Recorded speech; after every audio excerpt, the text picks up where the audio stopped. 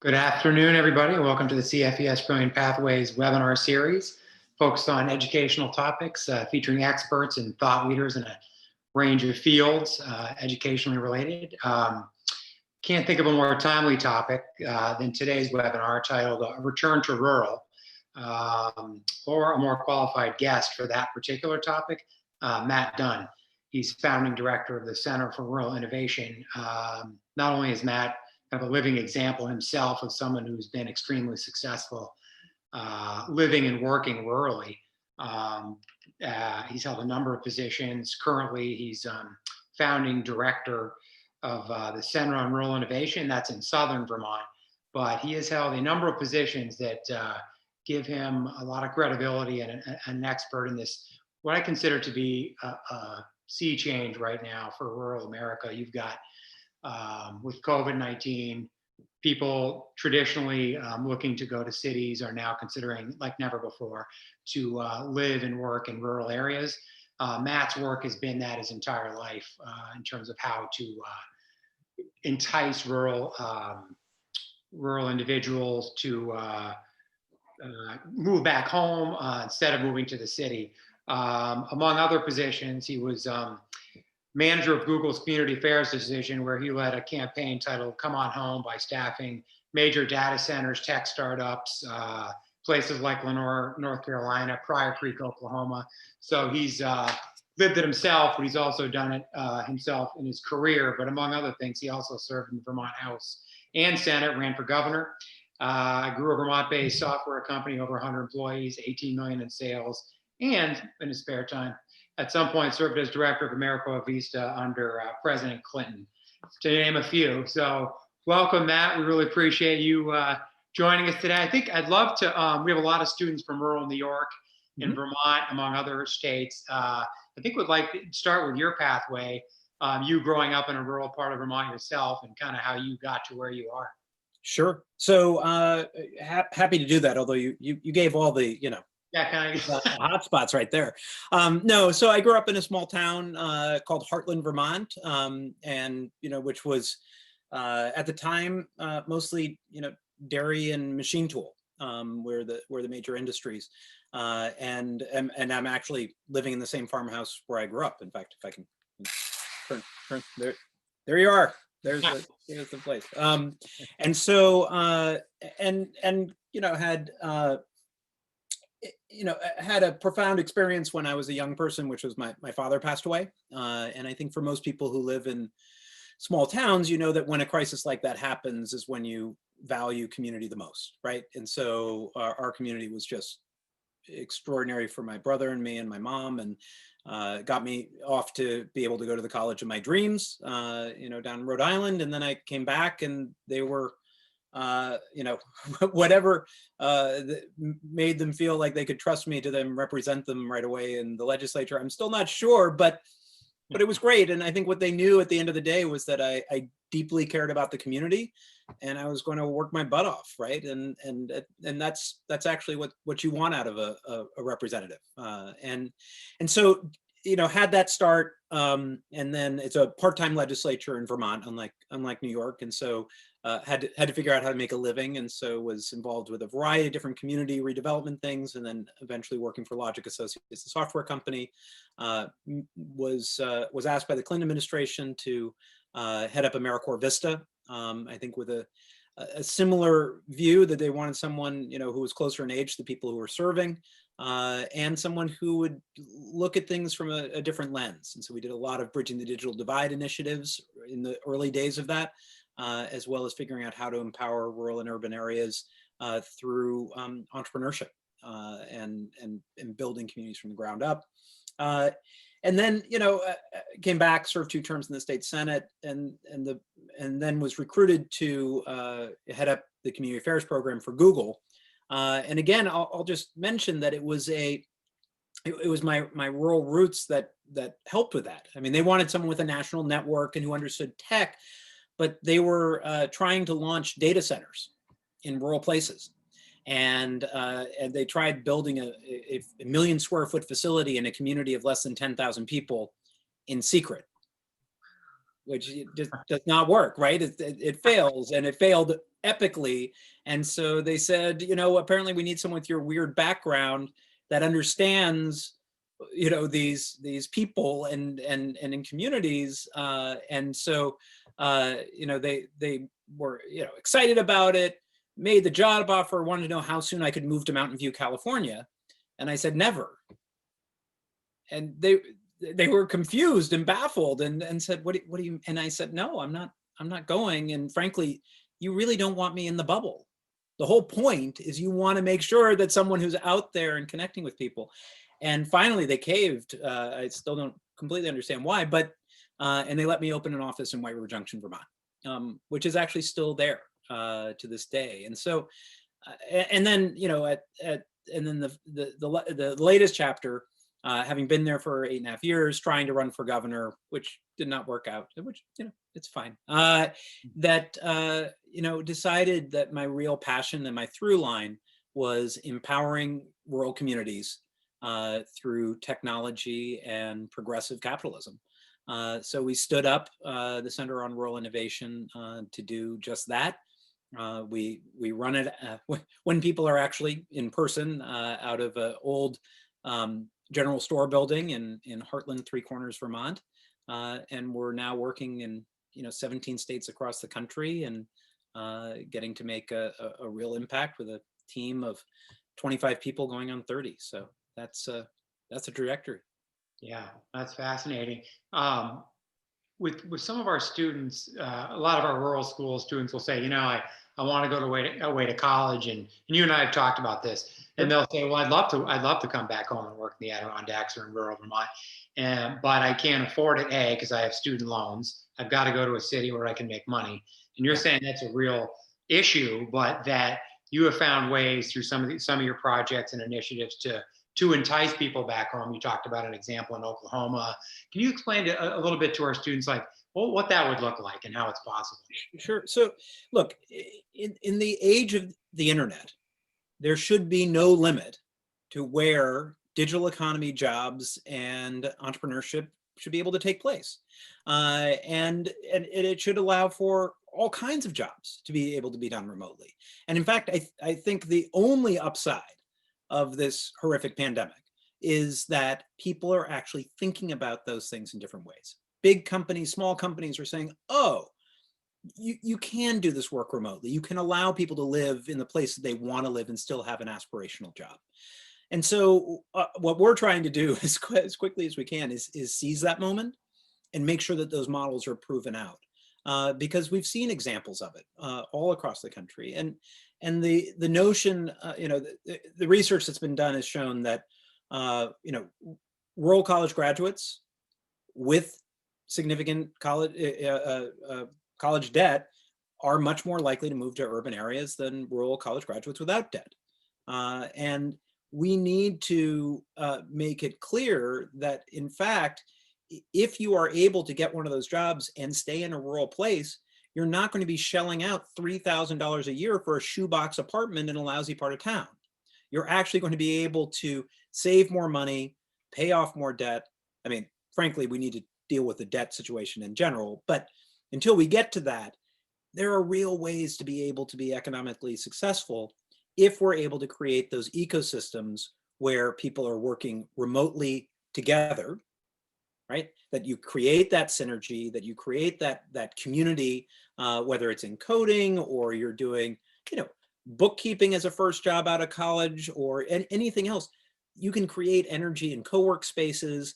And the other thing that we've seen is just really amazing, small town redevelopment, where they're not saying the only place that you can, live or own a home or even rent a place is in a manufactured house on 2 acres, way off the beaten path. You can build loft apartments that rival anything you see in a city in our really cool, funky downtowns. And so if you can create that live, work, play energy, you can actually create, we sometimes joke that the real core to rural economic development are the 3 Bs, which are broadband, blues, and beer.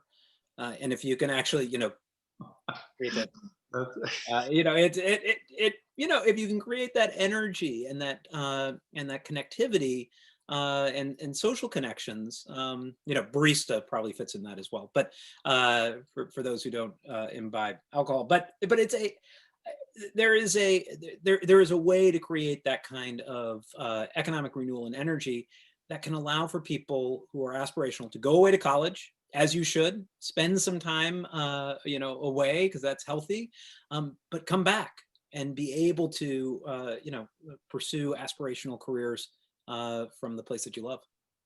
And you've seen that. I mean, give us just a little example. You had mentioned there's a city in Oklahoma. There's a couple cities where that actually really happened. Now it started, you did recruiting and you thought, geez, you know, how am I going to get these people to move back home? But you found a pretty willing audience to do so, assuming they could make a decent living Yeah. and add the 3Bs down the line. Right. You know, so Lenore, North Carolina, you know, Pryor Creek, Oklahoma, you know, all these places. Well, we were building data centers, right, as a company, and the first analysis of the company was, all right, can we convince someone to commute an hour from Tulsa in order to go to these? And I said, no, what are you doing? And they're like, all right, if you can find us quality candidates that live in Pryor Creek or live in Lenore, North Carolina, or Council Bluffs, Iowa, fine, you go ahead and find them. And so what we did is we reached out to the local churches and to the schools and said, look, we need your help. We want to do a come on home campaign. We want to make sure that some of the students that you raised and gave a really great education, because, you know, one of the consistent things in rural places is that they provide, you know, small classroom sizes, and they're able to deliver quality education that gets those kids off to college and then into careers.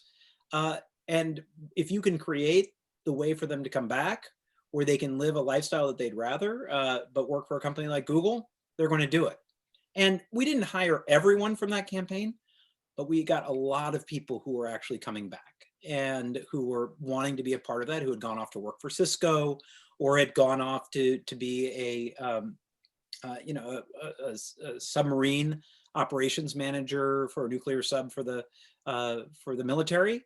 And they were perfect qualification, and that we were able to give them a pathway back. So these things can happen, but you need to be intentional about it, and you need to be able to create that place and space and model so that they know there are other people that are doing that as well. Because so many times the narrative shift, it's important to have a narrative shift on a national level, because the assumptions right now about rural are terrible, right? And but I think it's changing a little bit again with the pandemic, when people are realizing, boy, maybe stacked on top of one another all the time is not the best thing when you've got a highly contagious virus going around.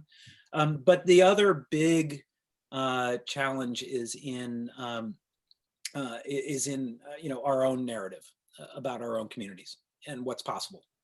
Yeah. And so some of the biggest convincing I've had to do are folks who have gone off and been successful. When I'm, you know, saying to them, it's time to come back and invest in Springfield, Vermont, they're like, really? Can I get my hopes up like that? And the answer is yes.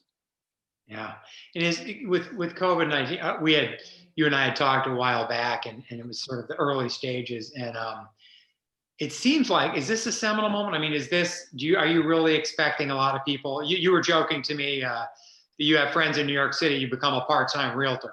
You know, they're like, hey, what do you got going up there in Vermont? Stowe has houses flying off the market. I mean, it seems legit to me. You think this is a moment, I'm sure, with your organization, you're like, we need to capitalize on this. Do you think it'll last? That's what we don't know, right? I mean, I think we have a chance of it lasting if we're able to create the space where they realize this is not only better, but it's doable, right? And so you know, the optimist in me says yes, and it's a question of what percent. I mean, and the other people, you know, I've had some people get mad at me and say, oh, so you're just trying to destroy the cities. And I'm like, no, please. We don't want all of you, right? We really, we just want some, right? We just don't want to have year over year loss of population and the impacts that has. And frankly, I don't think cities want to have the housing crisis that they are facing year after year after year. So anyway, we're trying to get back to an equilibrium, and I think we will see that. We are in a little bit of a weird bubble right now, where you have, I was talking to someone, up in Watertown, New York, and they were like, there were bidding wars for houses, right? And that hasn't happened in a while in Watertown, right? You could say the same for Heartland, right? It's so there. This is a little bit much all at once, but I do think there's a silver lining, and I do think when it settles out, we will end up seeing hopefully more of an equilibrium and more of an opening of people's aperture to where you can, live, raise a family, and have a great job. Yeah, because that goes against. I mean, when we talked, and you're a significant part of Rick Dalton, CFES's founding director, has a book coming out, Rural America's Pathway to College and Career, and there's a section there by you. Let me just read a quote from you, and you can respond. And this kind of goes against, you've got, everybody assumes that everybody wants to move to the city. It's just a narrative that everybody assumes. You had said it completely counter trends the breathtaking comments I hear from major foundations that everyone wants to move to the city. I constantly hear that we are just pushing against the inevitable, when in fact the people in the study with the greatest agency chose to stay in rural areas. And I put myself in that category. You're referencing a study among many studies that you referenced. So that narrative, I mean, I get it. I have friends who are like, no, I want to go to the city, but they were never really even considered or offered the option. Like, no, actually you could move. And I know that a lot of them would, but now that it seems to be possible, it seems like more are doing it. Let me tack onto that real quick. Some of our students are like, I want to be an entrepreneur. So given what I just read that you had said for the book, and then a kid is saying, I want to start something in my hometown, I want to go back and be entrepreneurial rather than join something that's sort of starting already. Is that a realistic possibility? And if so, how would one do it? No, it is. Now, it's hard to do it. It depends on the job or the company that you're wanting to start up. I mean, I actually think that rural places are much more amenable to doing a small business startup, because you've got people who are ready and available and there to help you out. I mean, there's not a monster line at the Small Business Administration office, right, to help you figure out your pro forma. You know people who are able to help you out. You can have a conversation with a local banker, right, that says, look, this is what I'm doing. This is the collateral I have. You know me since I grew up here, or whatever else, or maybe you don't want them to know. But anyway, but you have a real conversation at a scale where you can actually get that off the ground, and where the risk is lower in many ways. Now, if you're trying to start a business that's going to require tens of thousands of in-person customers, that's going to be hard. But since so much of the work with a small business is now online, and you can even have a storefront, right, that has great ways of having a personal experience, but you can also have an online back office where you can be moving most of your products and goods, especially if you're finding something that is particularly valuable and is fitting a market niche, which is what entrepreneurship is all about. And then we believe firmly that you can do, even scalable tech entrepreneurship. And again, that's even more counter trend to the idea that you could start a business in a rural place. Can you start a scalable tech company? And the answer is yes. And I had the experience of working for a software company that was founded in Wilder, Vermont, and we grew it to 120 employees, and it sold for $50 million. Right? I mean, this is that's a thing. And we now have in our network of communities places where they are setting up accelerators, and they're putting together programs for tech entrepreneurs to be able to take their idea to scale. It's usually easier with a software as a service type of product, rather than something that takes, is a biotech company that takes lots of wet labs and infrastructure capacity, which may or may not be available. But you can do it if you're just trying to solve a gnarly problem and you have an idea for doing it, and either you or people you can pull together have that coding capability. you can do it from anywhere. And we've actually now stood up a seed fund to go and invest in early stage scalable tech companies in rural places, and we're finding lots and lots of them. And so it's super exciting. Now we're looking across the whole nation. If we were trying to focus on just Springfield, Vermont, or just Cape Girardeau, Missouri, or just Traverse City, Michigan, it would be hard.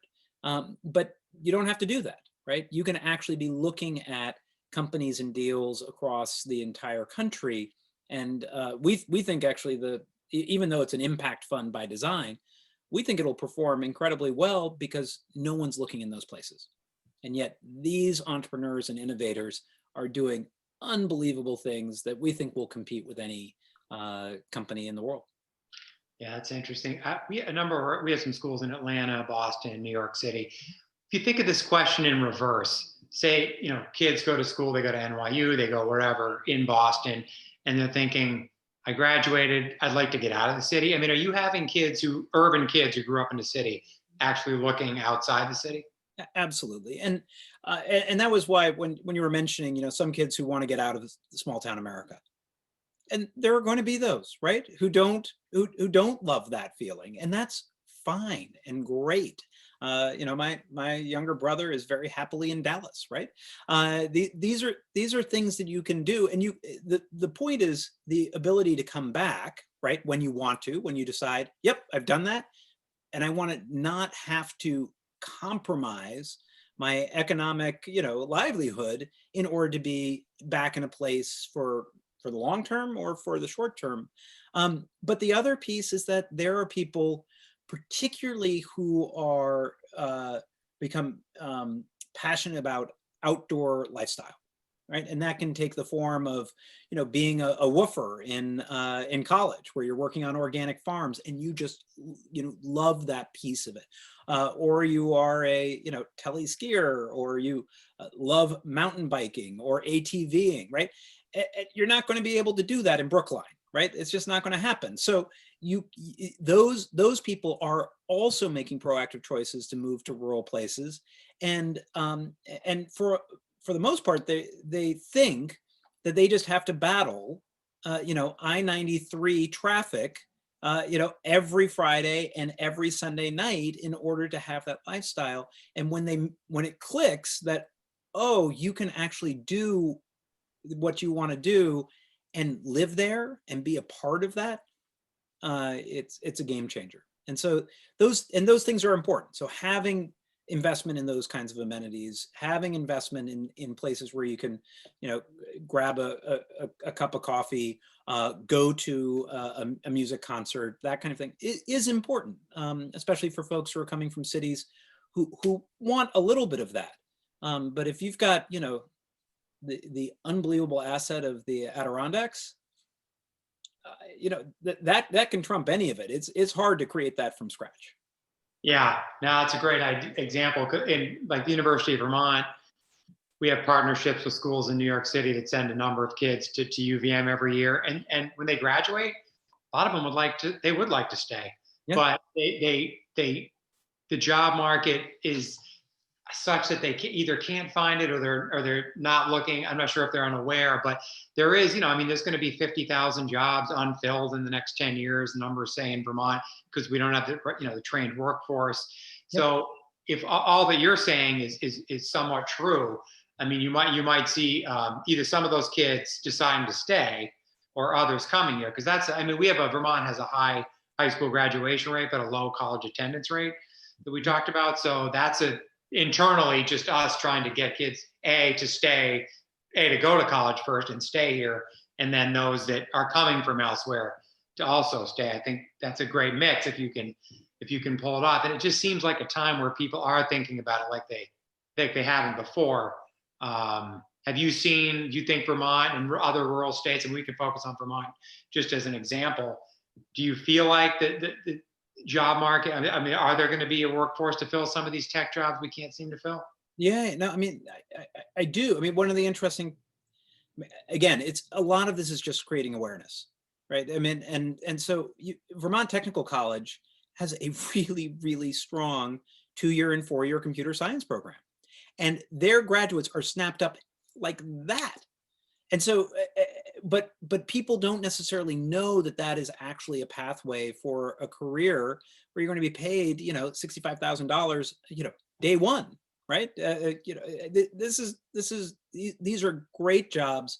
And the other is that we're really zeroed in on doing adult education and continuing education, because people get derailed from their educational trajectory for all kinds of reasons.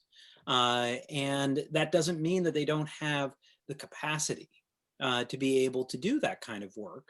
And if they've been, you know, noodling around with Wix pages and, you know, kind of like that, they're probably a good candidate for a front-end developer, you know, kind of training program, which are more and more available. They're available to people online more and more. And there are lots and lots of unfilled jobs, even in Vermont. I mean, you do have this funny conundrum in many rural places that we've talked to, where the folks who are actually producing the trained students say, yeah, no, we tell them this, you know, they could stick around, but there are no jobs for them.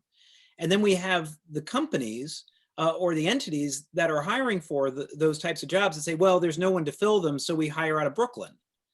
And sometimes it's the same place. One time it was the same university was saying, yeah, we have nowhere to send our local CS students, so we send them to Chicago. They had 4 recs for programmers at their university, which they were outsourcing to Chicago. So I mean, these are things that with a little bit of data and a little bit of intention, you can actually show a bridge for an opportunity now. And then the other part is being able to create the opportunities for distributed work. And really creating the places and spaces and helping the employers understand the unbelievable, you know, commitment and talent that they can unlock by looking for people where they want to live. What are some of the, you know, when you think about, you mentioned some specific careers. One of the things we do here at CFES Brilliant Pathways is we focus on essential skills, otherwise known as soft skills. We have employers tell us all the time, look, they'll get training, we can teach them the job, but we need them to be able to communicate with other people, you know, like just basic things you would assume are basic, but they're not, you know, agility, perseverance, grit. What are some of the things, if you were to talk to our students and teachers, what are some of the things that employers are looking for in recent grads? I mean, what do they need to be successful? Yeah, so I think there is the ability to adjust to a, you know, a collaborative work environment, which, you know, I think many of your schools are deeply involved in, but isn't always taught, right? And so those kinds of things are super important. What you know, I always say that employers are really looking for in new employees is someone who certainly is going to, you know, adopt the culture, learn the ways that they can contribute, learn how to do, you know, email communication and other kinds of things in ways that are that are appropriate and sensitive to the user, the person on the other end. That can be agile. So if you're, you know, using a CNC maker, you know, one day, or a CNC machine one day, and then you're, you know, asked if you will go and learn some programming to figure out how to program it, you'll say, sure, I'll give that a shot. But the other one is a relentless pursuit to a solution for a problem. That over and over again, which I think gets to your grit and your resilience and all of that. It's not the, you know, I ran into this problem and I couldn't find a solution for it by Googling, so I just stopped, right? And that's going to be true whether it's for a job that you're doing that's, you know, largely a desk job or a written job or whatever else, or if it's going to be on a sophisticated, you know, shop floor. You know, they want people who are going to continuously go after figuring out how to solve that problem, ask for help appropriately, right? But that there's that tenacity to be able to do it. And I think you see that in a lot of, you know, young people, and particularly in rural places. If you've grown up on a, you know, on a farm or away from a lot of other folks, you wanted the stove fixed, you started to figure it out yourself, right? So but you need to be able to carry that on in the work that you're doing to be able to find that solution. And if you're able to do that, no matter what kind of job you're in, you're going to be deeply appreciated. Yeah, you can figure it out. I'm going to talk just a little bit about, we talk about this digital divide, and everyone uses this term, and numbers vary, but there's upwards of 10 million students who can't get it at all. You've got 155 million that it's either slow or not very good. Just these big numbers. And we've had, like, Beekmantown High School, which is near Plattsburgh. They drove buses over to Peru High and parked them in parking lots because they had routers. Parents and kids driving up in cars doing homework in a parking lot at 10 at night when it hit. So it's just there's been a lot of struggles. Even in our inner city, people think it's just a rural issue. Even with connectivity in the cities, we've had kids 30% from one school not logging on at all. Now, there are different reasons for it, but when you hear and think about the digital divide and just working remotely and how it works better for some than others, what's the reality of that? I mean, is the digital divide being closed? Are we addressing the right issues with it? Again, the COVID pandemic sort of laid bare the impact of not having a 21st century broadband, where you don't have universal access to the internet and to the ability to work remotely, to learn remotely, and frankly to get healthcare remotely. And so it's not only a barrier to employment, stifling progression in education, it's life and death. Because if you're forcing a vulnerable person to go to the place where most people with COVID are going to be aggregating, you are creating some real danger. So I think the good news is that it has gotten on every legislator's radar, right, across the board. But there are two pieces to the divide in terms of broadband. One is the infrastructure, right, which a lot of rural America needs to continue to move down the road. In fact, in New York, the state has actually done a pretty aggressive job of bringing high-speed internet to places like the Adirondacks, and so they're marching down that road. It's going to, though, take the kind of initiative like rural electrification, right? And when rural electrification happened, it was transformational for rural places, both in education, because people could read at night, right? The big shift. It was in terms of the ability for farms to be able to be competitive. It was also true for manufacturers that didn't have to be, next to a waterfall in order to be able to manufacture for companies all across the country. And so the same is true with broadband. It is the rural electrification of our time, and we need that kind of a federal push to be able to get it all the way.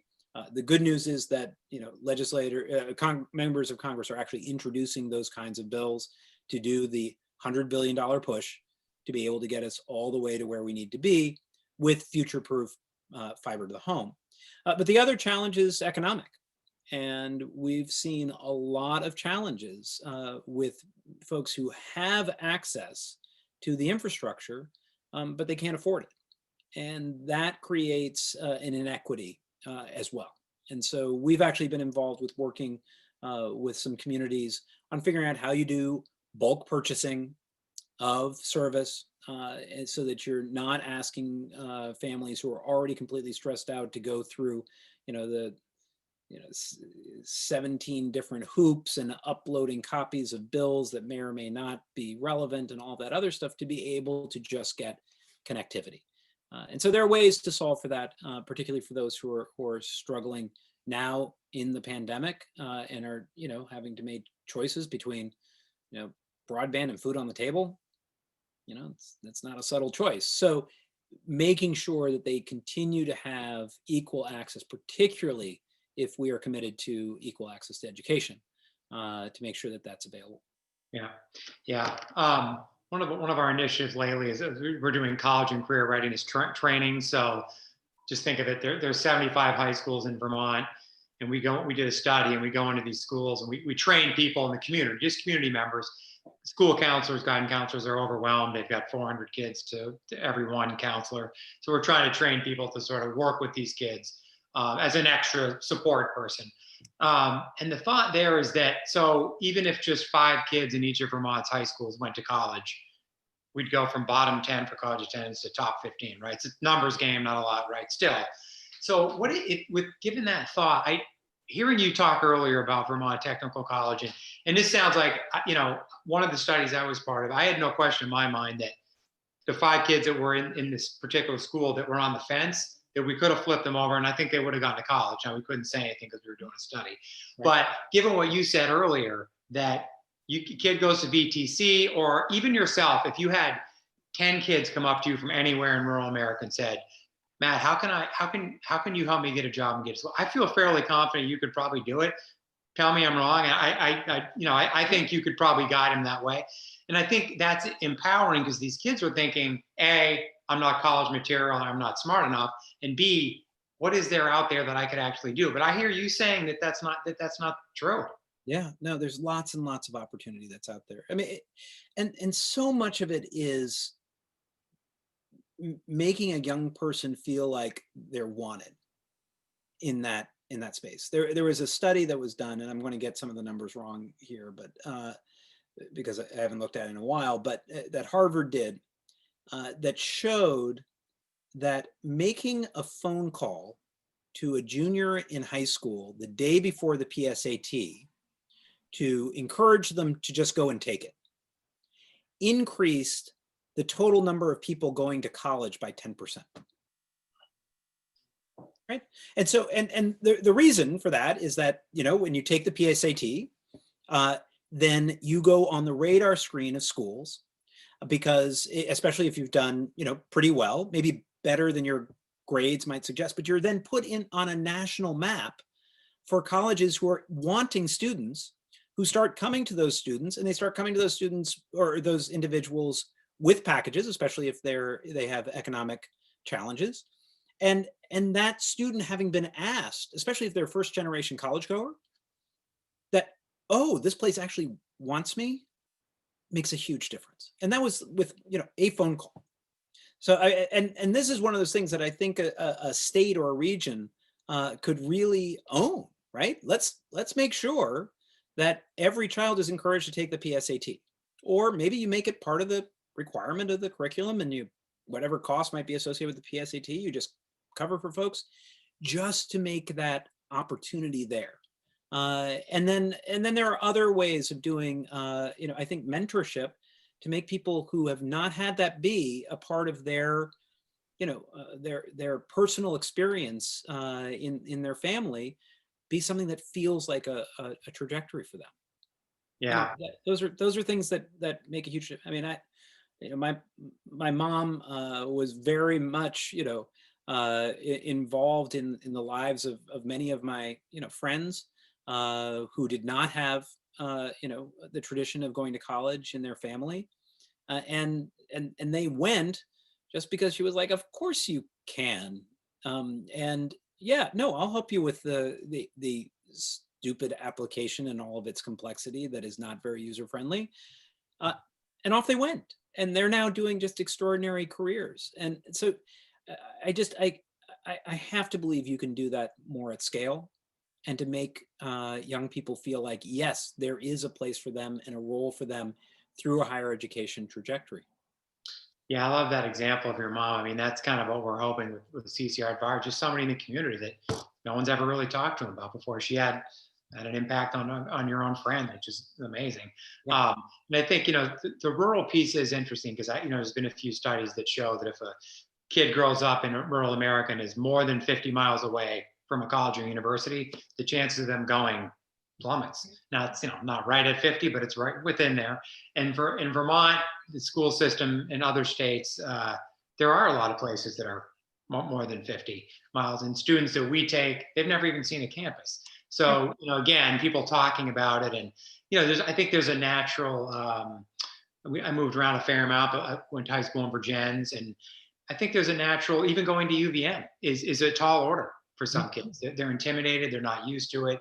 I think maybe having somebody talk to them more about that, what to expect and what it's like is pretty powerful.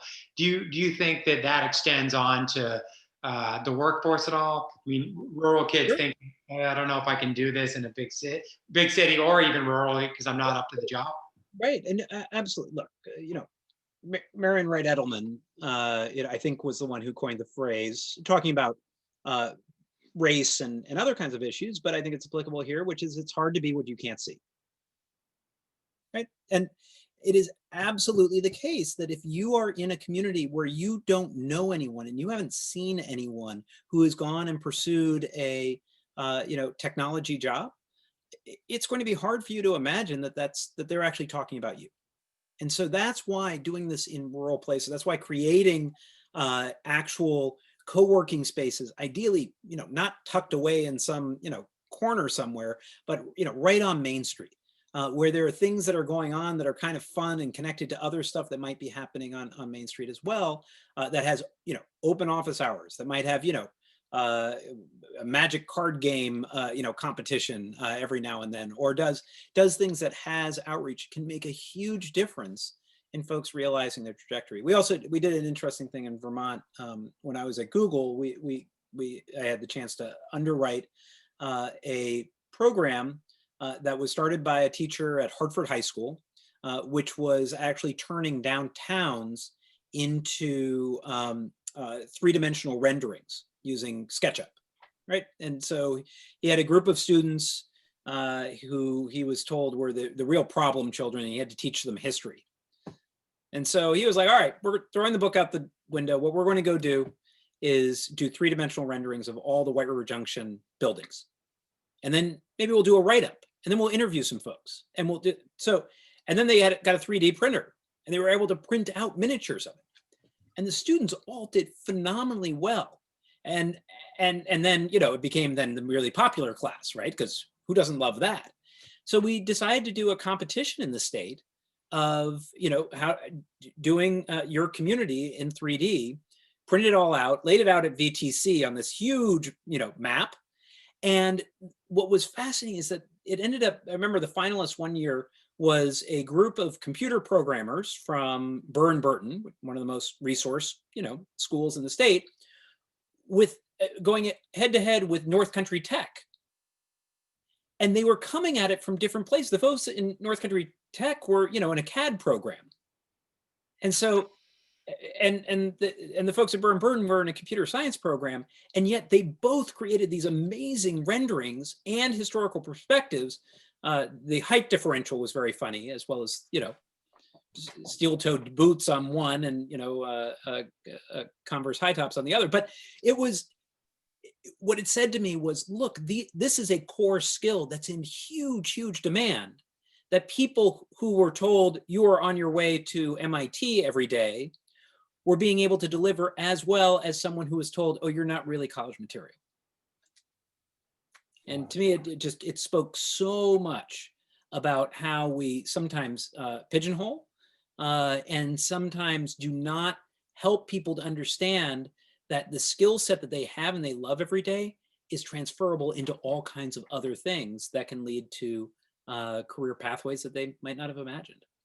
That's a great example of how the field can be leveled like that. Yeah, I think that's probably a good place to end it. I want to have you, if you want to say anything else about any topic or CORI. I think the mission there is pretty amazing. If you want to just tell us a little bit about that. Yeah, and I mean, the Center on Rural Innovation was founded to close that rural-urban opportunity gap by being able to build digital economy ecosystems in rural places. And it was having observed that the recovery from the recession was incredibly lopsided. Cities did really well, rural places not so much, and it's because of automation and globalization. And so we're hitting it head on by creating those digital economy ecosystems in rural downtowns. And we're not, when I say create, we're not doing it, right? We're going and coaching.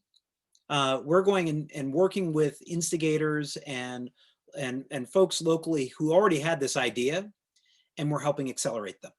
And that's what's so exciting. And they're delighted to get some of the outside resources, some of the best practices, the force function of, being able to apply for federal dollars, which then gives them runway to be able to do it. But they also love knowing that they're not alone. And that's part of the narrative shift that we're about, is that there are lots of these instigators who are going against all of the, talking heads who say this can't happen in rural, and they're making it happen. And so I encourage folks to go to our website, which is ruralinnovation.us. If you go to our blog, it's not the easiest thing to find, but if you go to our blog, there's a film about Cape Girardeau, Missouri that we just produced.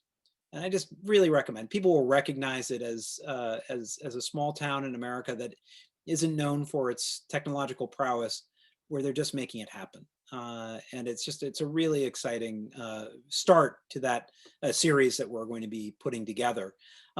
There are other two questions that were in the chat or the Q&A that I can answer quickly.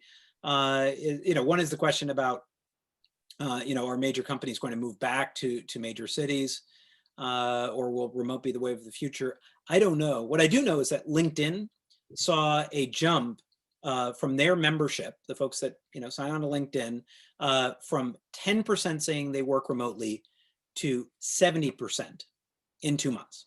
Now, they don't think it's going to stay at that higher level, but they do think it's going to settle back at around 20, 22%. And that's a huge jump, right?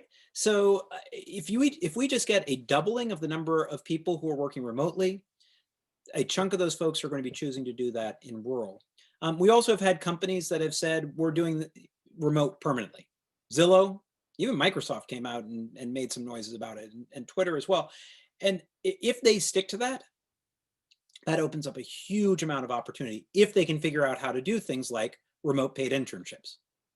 And that's when the other question was, what is the role of school districts in encouraging the movement back to rural communities? What I would say is, A, start to experiment and work with companies to learn skills in remote work and push the envelope on remote paid internships. That can happen. The other is stay in touch with your young people. Right, I can't say that enough. Make sure that and we can't have all the resources of private schools that do all this stuff all the time, but public schools can make the effort to collect emails, have a Facebook page, do stuff on LinkedIn that just stays engaged with the people who grew up there. Because if you can keep those folks up to date on what's happening, they'll be more likely to come back to visit, to invest. And perhaps be able to move back when they see that something different is happening that could make it possible for them. And so that's what I would say to school districts. I mean, school districts are such important anchors.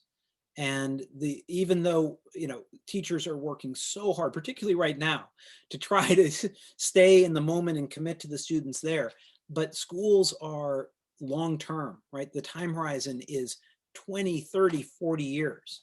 And if you can actually use that institutional presence as a way to keep people engaged, they can make an enormous difference in encouraging people to come back to rural places, or perhaps the friends of those people who are looking to move to rural to hear about something that's cool going on and choose to come back to that place. So anyway, that would be the answer to those two questions. Yeah, no, that's great information, especially for our schools thinking about how to re-engage and bring people back. And we'll share this. It's been live here, of course, and then we'll share it with our schools across the country. And some of them use it for their curriculum. And if they have some questions, I'll send them your way, because I think it's a fascinating topic. You brought up some things that I don't think a lot of us have thought about in that way. And you have a little street cred because you grew up in rural Vermont and you have lived what you're talking about. So we really appreciate it, and we look forward to partnering on some things in the future. And thanks a lot, and we'll stay in touch. Great. Thanks for having me. Okay, take care. Yeah.